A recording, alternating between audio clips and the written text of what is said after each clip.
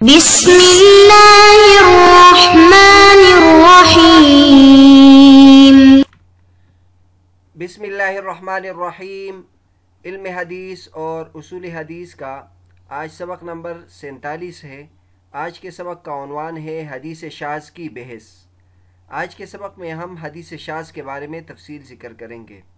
اس سے پچھلے سبق میں یعنی سبق نمبر 46 میں ہم نے حدیث مصحف کے بارے میں بتایا تھا، جس میں مصحف کا لغوی معنی، اصطلاحی تعریف اور اس فن کی اہمیت، حدیث مصحف کی اقسام اور اقسام میں سے تصحیف الاسناد، تصحیف المتن، تصحیف بصر، تصحیف سمع، تصحیف لفظی، تصحیف معنوی اور مصحف اور محرف میں فرق ذکر کیا تھا۔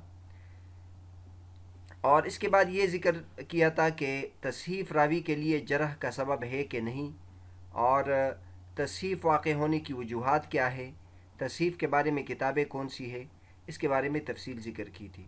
آج کے سبق میں ہم حدیث شاذ کے بارے میں بتائیں گے، اور یہ پہلے آپ کے سامنے ذکر کیا کہ یہ جو تقسیم ذکر ہو رہی ہے یہ مردود حدیث کی اقسام کا ذکر ہو رہا ہے، یعنی ضعیف حدیث کی اقسام۔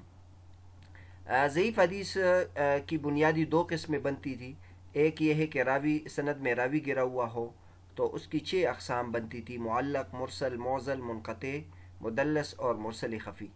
اور یا یہ ہے کہ راوی پر جرح ہے، پھر راوی پر جو جرح ہے اس کی 10 قسمیں بنتی ہے۔ راوی پر جرح یا تو کذب کی وجہ سے ہوگی، اور یا تہمت کذب کی وجہ سے، یا فسق کی وجہ سے، یا بدعت کی وجہ سے، یا جہالت کی وجہ سے، اور یا فحش غلط کی وجہ سے، یا سوء حفظ کی وجہ سے، یا غفلت کی وجہ سے، یا کثرت اوہام کی وجہ سے، یا مخالفت ثقات کی وجہ سے۔ اس میں پھر جو دیگر اقسام تھی ان کے بارے میں تفصیل ذکر کی۔ آج کے سبق میں ان میں سے جو حدیث شاذ ہے اس کے بارے میں تفصیل ذکر کریں گے۔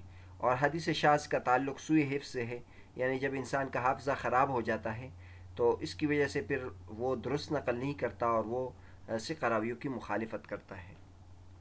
تو آج کے سبق میں ہم حدیث شاذ کے بارے میں تفصیل ذکر کریں گے، جس میں شاذ کا لغوی معنی اور اصطلاحی تعریف اور شذوذ کہاں پر ہوتا ہے، پھر ان میں اس کی 2 قسمیں: شاذ سندن اور شاذ متنن، اور سند میں شاذ کی مثال، متن میں شاذ کی مثال ذکر کریں گے۔ اس کے ساتھ ساتھ چونکہ شاذ حدیث کے مقابلے میں جو حدیث ہوتی ہے اس کو حدیث محفوظ کہا جاتا ہے، تو اس لیے حدیث محفوظ کی تعریف کریں گے اور شاذ اور محفوظ کا حکم بھی ذکر کریں گے۔ چنانچہ سب سے پہلے شاذ کا لغوی معنی ذکر کرتے ہیں۔ شاذ شذ یا شذ سے ہے۔ اس کا معنی کسی شخص کا اکیلے ہونا، منفرد ہونا۔ جمہور سے جو کٹا ہوا ہو اس کو شاذ کہتے ہیں۔ شاذ اس بکری کو بھی کہتے ہیں جو ریوڑ سے علیحدہ ہو گئی ہو۔ تو اس کا وجہ تسمیہ یہ ہے کہ چونکہ شاذ جو روایت ہوتی ہے اس میں راوی جمہور کی مخالفت کرتا ہے یا سب سے الگ نقل کرتا ہے، اس لیے اس کی حدیث کو شاذ کہتے ہیں۔ شاذ کی اصطلاحی تعریف کے بارے میں لکھا ہے: ما رواہ المقبول مخالفا لمن هو اولا منہ، کہ ثقہ راوی اپنے سے زیادہ ثقہ راوی کی مخالفت کرے، مقبول راوی اپنے سے بہتر راوی کی مخالفت کرے، یعنی وہ خود ثقہ ہے، خود مقبول ہے، لیکن وہ اپنے سے زیادہ ثقہ راوی یا اپنے سے زیادہ لوگوں کی مخالفت کرے، تو اس کو شاذ کہتے ہیں۔ اس کی تشریح کرتے ہیں کہ عدل راوی اس کو کہتے ہیں جو شریعت کے اصولوں کے پابند ہو۔ تو اگر ایک شخص عادل بھی ہو اور اس کا ضبط بھی کامل ہو، یا عادل ہے اور اس کا ضبط ناقص ہے، اور وہ اپنے سے اولا شخص کی جس کا ضبط زیادہ راجح ہے، یا اس کی تعداد زیادہ ہے، یا اس کے علاوہ جو وجوہ ترجیح ہے ان ترجیحوں میں سے کوئی ترجیح اس کے مخالف کو حاصل ہو، تو اس کو شاذ کہتے ہیں۔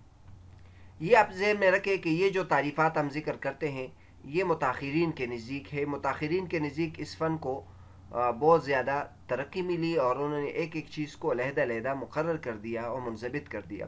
تو یہ جو تعریف شاذ کی ہم کر رہے ہیں یہ اصطلاح کے اعتبار سے ہے، اور یہ اس تعریف کے مطابق ہے جس تعریف کے مطابق حافظ ابن حجر رحمۃ اللہ علیہ نے اس کی تعریف کی ہے۔ اس کے بعد ہم یہ ذکر کرتے ہیں کہ یہ شذوذ کہاں پر واقع ہوتا ہے. تو اس کے بارے میں لکھا ہے کہ شذوذ سند میں بھی ہوتا ہے اور متن میں بھی ہوتا ہے. جو راوی مخالفت کرتا ہے جمہور کی تو یا وہ سند میں کوئی تبدیلی کر دیتا ہے جس کی وجہ سے وہ جمہور کی مخالفت کرتا ہے، یا متن میں کوئی لفظ تبدیل کر دیتا ہے جس کی وجہ سے وہ متفرد ہوتا ہے اس کے نقل کرنے میں. لہٰذا شاذ کی دو قسمیں ہیں، شاذ سندن اور شاذ متنن. ہم ان میں سے ہر ایک کی مثال ذکر کرتے ہیں. سند میں شاذ کی مثال یہ ایک حدیث ہے، ترمذی، نسائی، ابن ماجہ میں ہے کہ ابن عیینہ عمرو بن دینار سے نقل کرتے ہیں، وہ اوزجہ سے نقل کرتے ہیں، وہ عبداللہ بن عباس رضی اللہ تعالیٰ عنہ سے نقل کرتے ہیں کہ ایک شخص نبی کریم صلی اللہ علیہ وسلم کے زمانے میں فوت ہوا اور اس نے کوئی وارث نہیں چھوڑا سوائے اس شخص کے جس نے اس کو آزاد کیا تھا. تو اب اس میں الفاظ دیکھ لیں. ان رجلا توفی علی عہد رسول اللہ صلی اللہ علیہ وسلم ولم یدع وارثا الا مولا هو اعتقه. اب یہ حدیث موصولاً بھی نقل ہے اور یہ حدیث مرسلاً بھی نقل ہے. ابن عیینہ